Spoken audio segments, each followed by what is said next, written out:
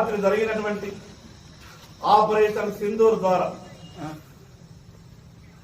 గడిచిన స్వతంత్రం వచ్చిన 75 సంవత్సరాలలో దాయాది దేశమైన పాకిస్తాన్ ఈ ఉగ్రవాద చర్యల వల్ల అనేక ఇబ్బందులు పడ్డా కూడా సహనంతో భారత ప్రజలంతా కూడా ఇప్పటి వరకు ఉన్నారు.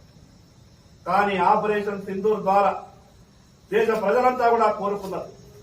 ఆపరేషన్ సింధూర్ ద్వారా ఎవరైతే అక్కడ పహల్గాంలో అమరులైనటువంటి వాళ్ళందరికీ కూడా వాళ్ళ ఆత్మకు శాంతి కలుగుతుంది.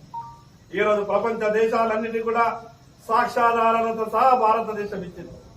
ఈ రోజు ప్రపంచ దేశాలన్నీ కూడా సమర్థిస్తున్నాయి.